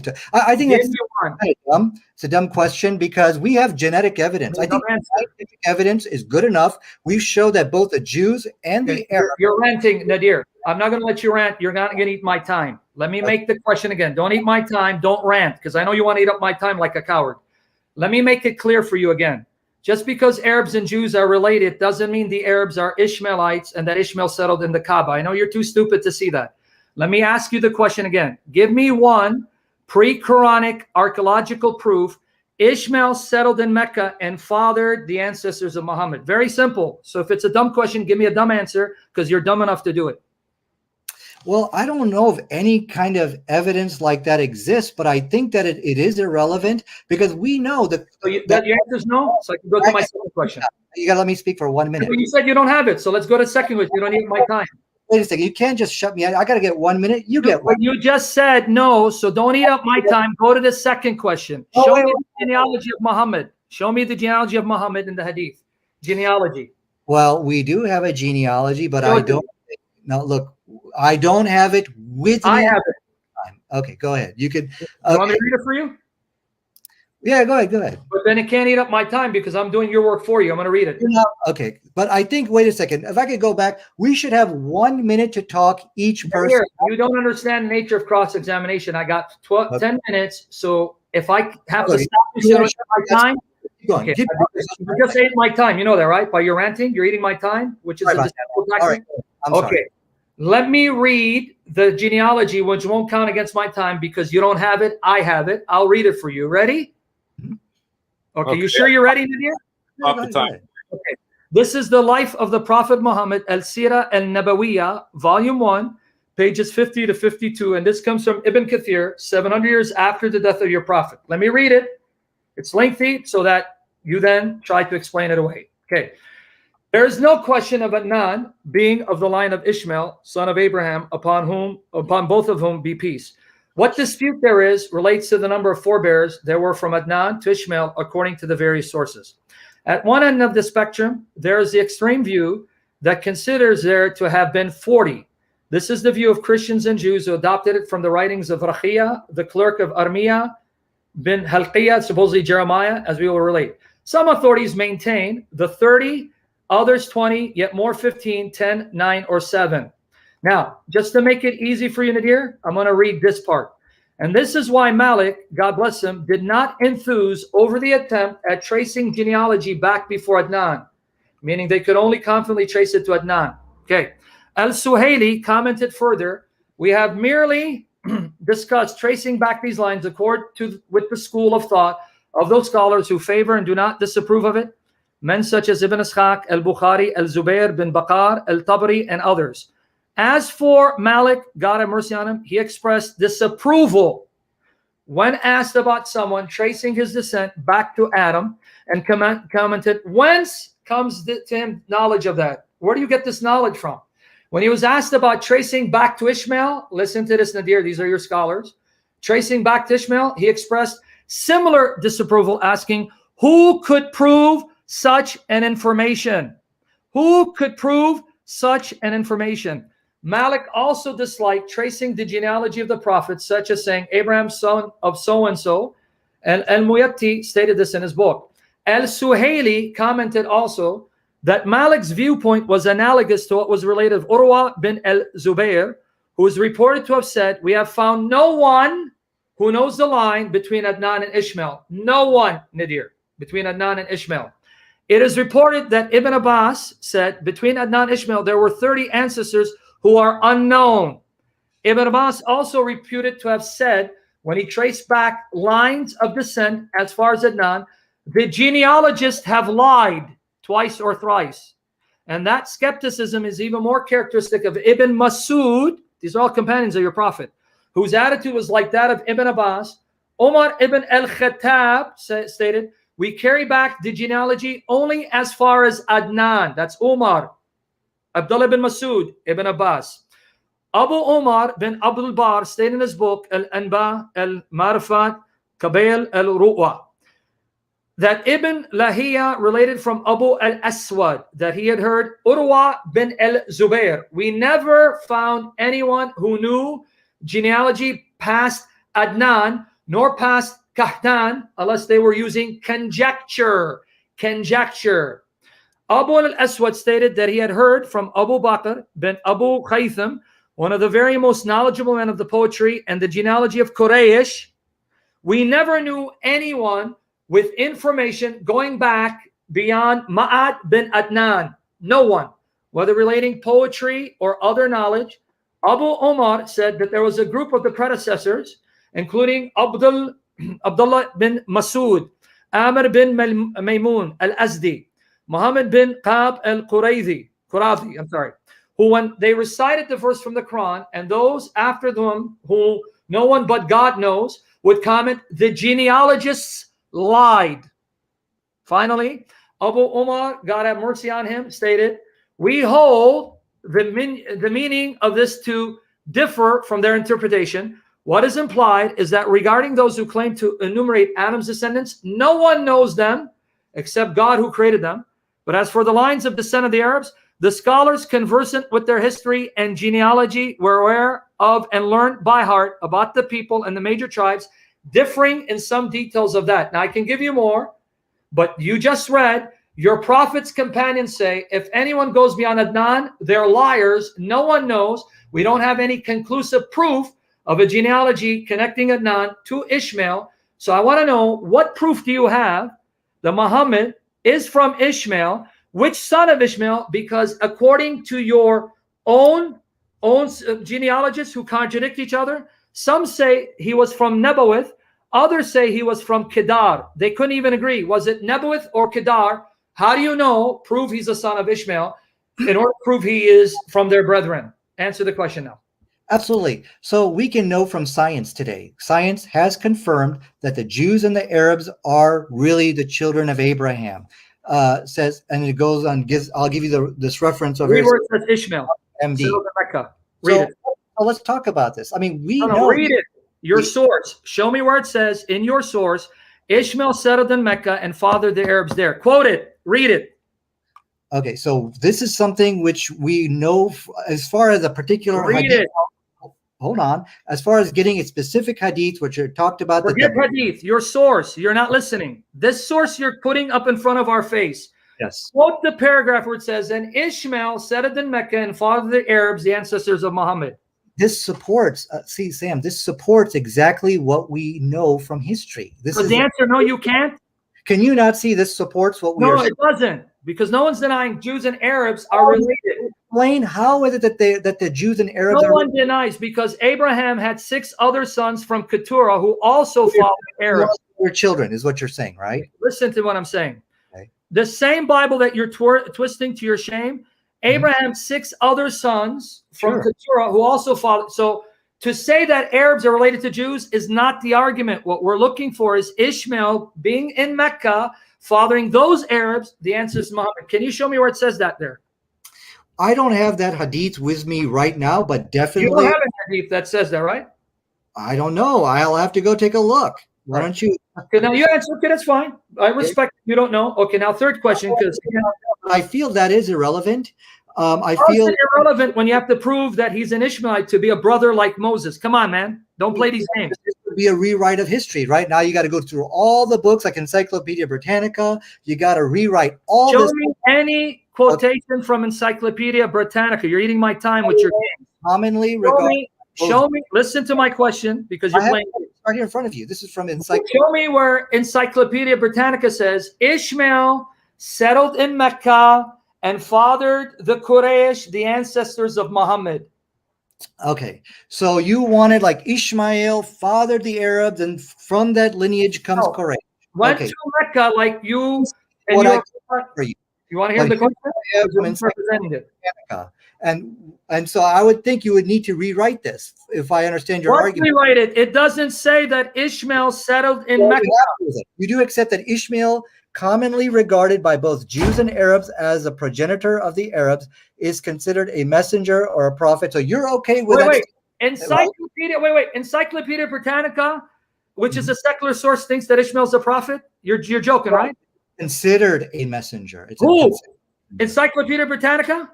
My point to you is I can go and do the homework you're asking me to do, Sam, but look You at can't. all I've done it for you. There's none. So let's go to the other question. Can we go to the other question? Because you're eating my time. okay, go ahead. Got 1 minute left, you guys. Right. So you didn't take time away from me, right, for reading that I link? didn't take the time for the genealogy thing. Okay, now, according to the very books of Moses, which you're quoting from, they're a unit, whether you like it or not. Can you show me where in the Torah does it deny that speaking face-to-face means God appearing in a cloud, speaking directly face-to-face with Moses, like I showed you in Exodus 33, 7-11, Exodus 24, and Numbers 12, verse 6-8, because you said, well, God is face-to-face with everyone. You distorted the meaning in the context of the books that you're citing, and show me where your God appeared in a cloud and spoke face-to-face to Muhammad. Okay. Well, so this is going back to your interpretation of an interpretation of the Bible. The actual text says whom the Lord knew face to face. All this other stuff you're giving us is your interpretation package. So How? what When I'm you're doing, quoting the same author. whom All the right, Lord you guys. God All knows right, face to face. Yeah, that cross-exam. Now, Nadir, you get 10 minutes to cross-examine Sam. Awesome. Okay, so what we so the Okay, wait 1 second. Let me start it. Tell me when you're ready. I'm ready. Okay, go ahead. No, I said tonight that you will never be able to give any facts. In Deuteronomy 34, where I wanted in these explicit words that first of all, Muhammad passes Deuteronomy 34. No, he doesn't. Oh, but let me finish. Don't make an assertion. Ask me We can questions. talk about it, but I do feel like it is irrelevant because there's really, I mean, do you know of an explicit passage which says Deuteronomy 34 is the criteria for Deuteronomy 18:18? I mean, Yes. it's possible. Where does it say that? Where does it say Let me that? answer. The same book that you're quoting in Deuteronomy 18 goes on at the conclusion of the book to explain what a prophet like Moses is. It's only you thinking it's the Quran that's haphazard and has no context. So the answer is your interpretation. Okay. No. Let me finish. This is my cross-examination. Sam. This is my Okay, that's good. I'm answering you. But now let's go back to Deuteronomy 18, because there it's going to further bear you. It says, as you asked of the Lord on the day of Horeb, when you said, let us not hear this voice anymore, but you speak to us. Now, since I can't ask you, I want you to now deal with the fact that the context is speaking of a prophet like Moses in order to fulfill the request of the Israelites who said, you I've don't heard. speak to Let me us. take my time back, Sam. Now this is my cross-examination period. So as we can see, I mean, it's possible that Deuteronomy 34 could have been that. It's possible, but we see that this is not explicitly stated in the Bible, and that's a problem. Ask your question. Stop pontificating. Ask your question. Okay, so it says now we saw from Prophet Muhammad there's many intrinsic. Notice that word, intrinsic similarities. They are both warrior prophets, not just warrior prophets, but successful warrior prophets. You're pontificating again. Get to your question. We saw that they were successful warrior prophets. They both were theocrats. They both, what's it called? You're pontificating. Ask me the question. It's not time to preach. They're both lawgivers. They're both warrior prophets. You're And pontificating. You're eating your time. You want to eat your time as a dummy? Go ahead. Ask me the question.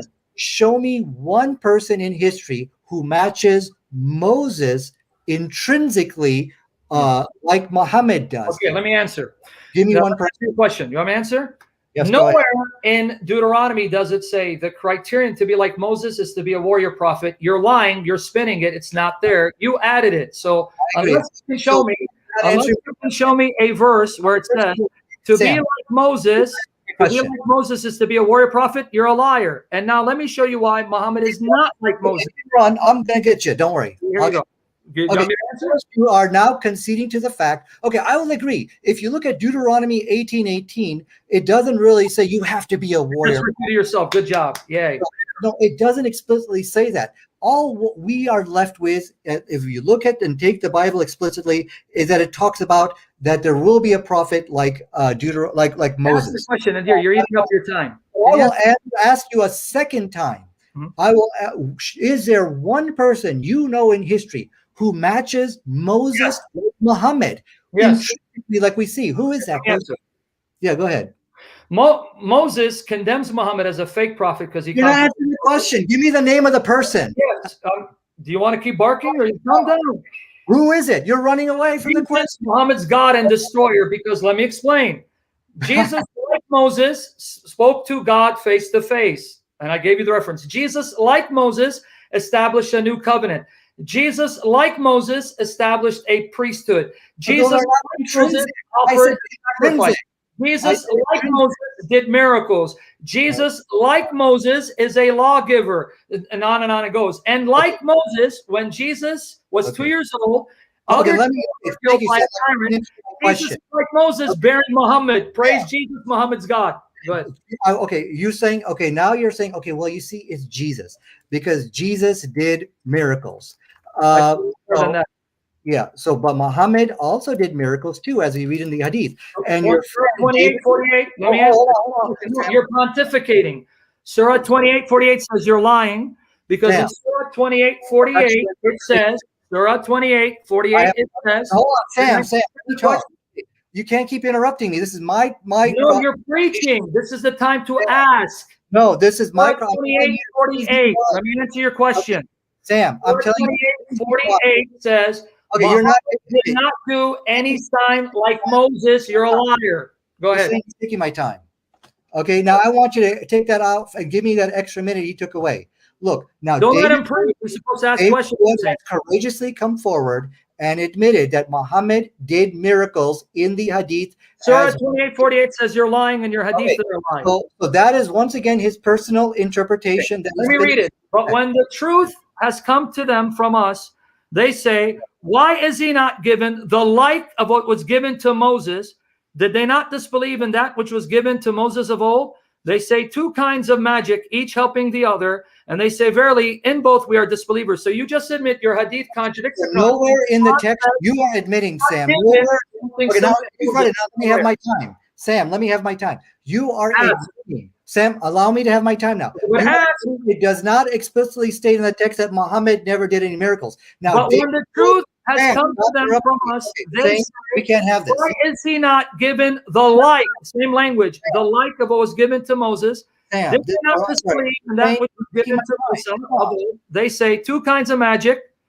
So now, again, you can prove that contradicts the Quran. Man, come on, this is not fair. Nadir, what's not fair is don't preach. You got to ask. You're not asking. You're preaching. Okay. You want to take my time and okay. So as we can, I ask you. Ask. Okay. You're preaching. Now allow me to talk. Okay. No, ask, not talk. Ask. Listen. Now David Wood has came and admitted Muhammad did miracles as we see in the Hadith.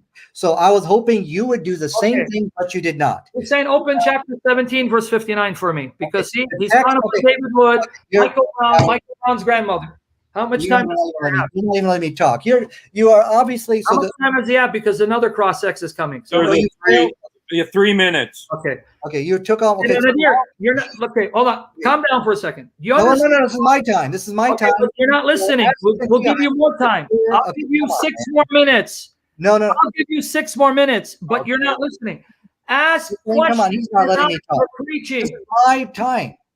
Your time to ask, not preach. Do you know the Okay. rules? No, I am asking you a question Okay, here. I'll Okay, give you so 6 you brought up minutes. Jesus. Jesus has no intrinsic comparison between Muhammad. I'm sorry, between Jesus and Moses. I Is that a want you question? to just give me one. Not now. Don't take all my time. I want you to give me one intrinsic value or quality between Yes. Jesus and Moses. Just give me one. Okay. Give me one. Okay, one.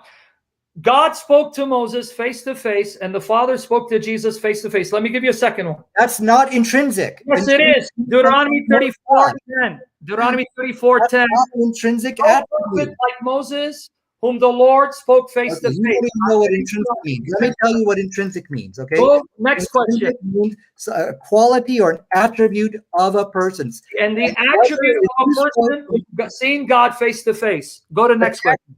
Okay, the text actually says, whom the Lord knew face to face. The Exactly. text does not say that God, and look at his interpretation of an interpretation. So now he's So preaching. the text does You're not preaching say- on Nadir. Hold on a second. The text does not say that I have to speak to God face to face. But anyways, this is not an intrinsic attribute. So you Yes, it is. Because challenge you a third time. He's Give preaching. me an intrinsic Nadir, you're preaching. Moses and Ask Jesus. the question. Quality.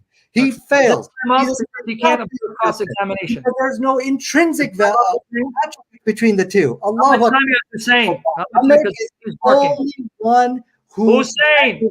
Hussein. How We're much time? we're almost over, okay, guys. I'm gonna let you finish out this time, and then I'm I'm going to give you one last chance. Give me an intrinsic value between Jesus and Moses. There is Yes. none. Give it to me. Let me give you the other one. Yeah. Moses instituted a covenant. Jesus instituted a covenant. Moses functioned as a That's priest not in intrinsic. 99:6. That's Jesus all- was God's high This priest. is a different role. Okay, you're next question. saying. Not Next intrinsic. So that you have failed miserably to show a quality, an attribute. Yeah, between miserably I failed. Michael And Brown Moses. failed. David Wood, we're all Both failing. of them were successful warriors. Hussein, Being a is it time up? successful warrior is an intrinsic Is it attribute. time up, Hussein? Because he's We wasting see time. 30 seconds. I'm gonna let him finish it up. Be that Let him person. finish. All right. Okay, Jesus cannot be that person because, as we saw from Sam, there is nothing intrinsic. Preaching, between- right? You see that, right? He's not asking questions. He's preaching. completely different. So intrinsic What is means that, right? He's preaching. You can't respect the rules. this is an attribute which a person has, like being a successful warrior. That's a genetic trait. That's an attribute. That's right. what I'm asking you. Show me the likeness in Jesus. What is it? Okay, is this time up? Because notice, Hussein, Give me, try again. Show it to me. Hussein, I'm trying to get your attention because this guy's preaching. I know. Okay. It's just I want to be fair. You got 10 Well, minutes. You got- the guy has no respect. Okay, guys. Okay, guys. Now, because And more because of my work situation, I got to go to work here in a few minutes. So what I'm going to Bring him do? back tonight to finish the cross X. I want you to come back tonight, Nadir. We're gonna finish the cross X. You better show up tonight. Yeah, let's do it because you're Okay. you'll never. Yeah. Don't bark, But Nadir. you I'm gonna guys, force you. One more time. Okay, you guys aren't listening to me, so I'm going to mute both of you. Since I got both of you guys here, what I was going to do is give you 6 minutes each, okay? And let me just. Oh, is Sam going away? Okay, Sam's going away. All right. Well, Something. Okay. what Here- We're not finishing it. He's going to come back later on your show. We're going to finish it. That's why I don't give him any closing statements till he comes back. So when you're done, I'm up all night because we're not done with this debate because I'm going to end his career. So make sure set up a time for him to come because there's no closing statements until we finish it. Okay. All right. Well, that's fine. Okay. What are you gonna back? Like an hour? Do you want to come back? He wants you to come back tonight. And What what time are you talking, Sam? When you're free. When I'm free. Okay, I'll be done with work about 9:30 Okay, that should be good for him. 9:30 your time or my time? my time. 9:30. That's like 12 o'clock my time. No, we're gonna have to do this tomorrow because that's too Okay, late. tomorrow, okay, I'm free tomorrow. Hmm. You're what time now, Hussein? Right now it's 4 o'clock here where I am. Well, I can do tomorrow your time, 2 o'clock, 2 2 3 your time. Is that good for you, Nadir? Let's do 1 o'clock. Can we do 1? Whose time? 1. 1 o'clock Eastern. That would mean his 1 o'clock Eastern. You got to push it a little later. Yeah, Okay, it's a 2 o'clock. little bit. 2 Eastern. Let's do 2 Eastern. Okay, that would be 11 your time, Hussein. No, that I can't do that. If we could do it 3 o'clock Eastern, because I could be here at 1 o'clock. So 3 o'clock Nadir Eastern. That should be good. No, 3 o'clock. Okay, what time? 3 Eastern time. 3 Eastern. That's will be what time here? Be noon. 3 would be your time, noon, right? Noon. Okay. All right, that's good with me. If you want to come tomorrow at noon. Nadir, 3, right? 3 o'clock Eastern. We can do 3 Okay, Eastern. so he'll send us the link to StreamYard, and I'll see you guys tomorrow because I got to run out myself. All right, I'll see you tomorrow, Nadir. All right. Well, No, he left. He's gonna get ready for tomorrow. But anyway, yeah. All right, so I'll see you tomorrow. I thought Nadir was going to stay. No, we'll see you tomorrow. All Anyway, right, bro. God bless you, man. Thanks for coming on, man. I'll see you. Take care, buddy. Bye bye. All right, bro. Well, you guys, that was an eventful debate. It was gonna be just me and Nadir, but fortunately, we got Sam Shamoun to come on. And you know what? It's not. This really isn't in my hand. You know, this is what the Lord wants. And so, thank God we had that. And just for in case there's going to be, I didn't really get a chance to say the stuff that I had prepared because I had prepared a lot of stuff too to talk to Nadir. And so I'm going to wait until tomorrow, after the debate tomorrow, to share some of the stuff that I was going to share in this, because I've been preparing for this debate as well. And so, but you know, that's one thing about when you're in the ministry, that it's not about ourselves. It's about what the Lord wants. And when the Lord brings you someone like Sam Shamoun, you want to go with it because you know he's going to present the arguments. Like that stuff about the genealogy of Ishmael. Dude, I didn't know any of that, you know. And so that, you know, that's just amazing stuff. That, and, you know, but I got to be fair too, you know, to Nadir, because I'm the moderator. So anyway, I really appreciate that you guys have come on with me. And at the end of the day, Nadir is the one who asked for this debate, you guys. Okay, just for some of you guys who think I'm trying to spread, you know, all this problems and everything like that, Nadir is the one who asked me to do this debate. Okay, and then, just so you know, Nadir asked me, through Eric Smith, he said he wanted to debate me about Deuteronomy 18:18. And then when he came on today, Sam said, you know, send me the link. And I asked Nadir, I said, do you want me to bring Sam on? Just so you don't say, well, some kind of ambush or something. Nadir said, yeah, bring him on. So, you know, Nadir approved. It was Nadir's idea to do this debate. And then I had Nadir's approval to bring Sam Shamoun on, just so you don't say that, you know, we set an ambush for him. No, I asked him, and I asked him in front of you guys all, do you want me to bring Sam on? And he said yes. So, you know what? I feel my conscience is clear. I don't feel like it was an ambush. He wanted it, and so we gave it to him. And so anyway, you guys, at the end of the day, you know, this may be the day of the rapture. If it is, we're going to go meet Jesus in heaven. We don't know how long we have. You know, I was just out witnessing downtown, and I came back, you know, and the only thing that matters is that we be ready to meet Jesus. I don't care if you're Jewish. I don't care if you're Buddhist. I don't care if you're Muslim. I don't care if you're Christian. I don't care if you're atheist. I don't care what you are. Oh, you all need to be ready to meet Jesus, because you're going to meet Jesus. Every knee will bow. Every tongue will confess that he is Lord, to the glory of God the Father. Everyone will. You're going to do it now, or you're going to do it then. Please do it now. Please do it now and say, Lord, please. Say, Jesus, help me. Jesus, forgive me. Jesus, come into my heart. Jesus, help me. Jesus, forgive me. Jesus, come into my heart. Jesus, help me. Jesus, help me. Jesus, forgive me. Jesus, come into my heart. يسوع ساعدني. يسوع سامحني. يسوع ادخل قلبي. يسوع سامحني. يسوع ساعدني. يسوع ادخل قلبي. He loves you so much.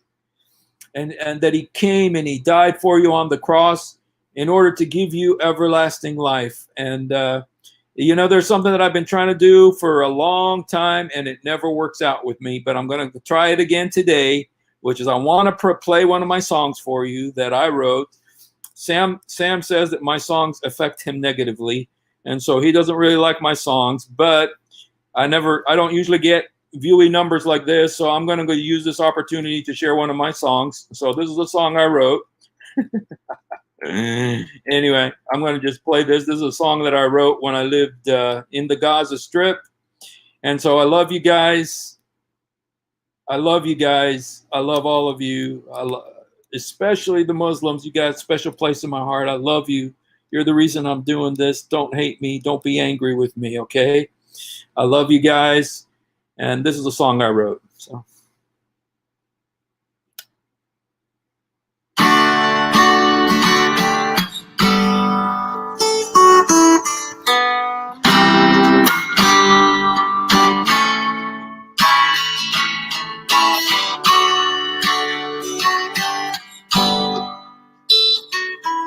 I remember you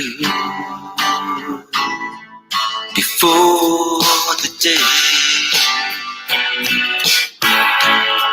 when the skies they turn to gray, the night comes but won't go away. I remember you.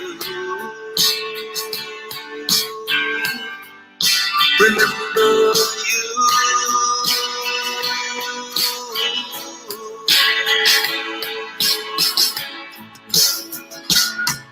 I see them out there, I can see in their eyes all the years of emptiness from having lived a life.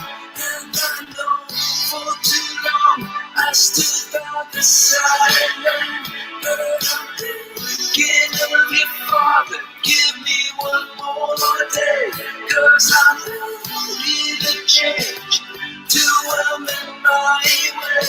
And I'm thinking of you, Father. Give me one more day, 'cause there's so many people and so much to say. I remember you. Remember you until the day when you return to stay. You'll turn our night to day. We'll wanna hear you say, good and faithful servant, come into the kingdom of your Father. Those words I know will make me whole.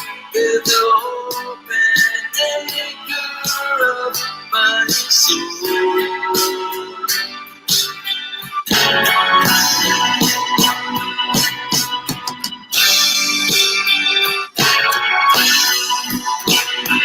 But for now, fields are white and the harvest is great. And if I really believe all the things that I said when I said Jesus Christ, He is the only way, then I'm thinking of your Father. Give me one more day, 'cause I'm ready to change and to amend my way.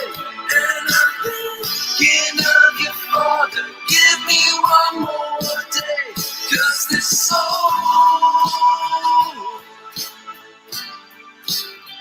'cause this soul,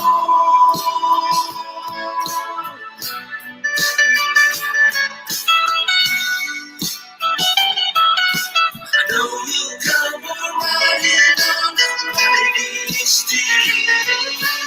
Every knee shall bow and every eye shall see. You're gonna touch your mountain that shall break it through.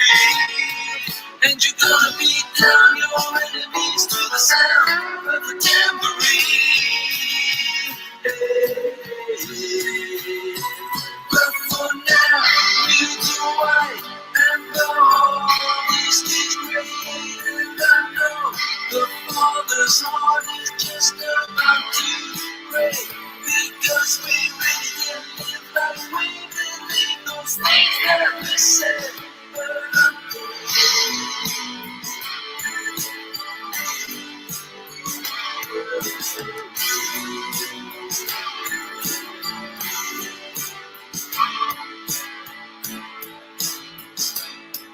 I'll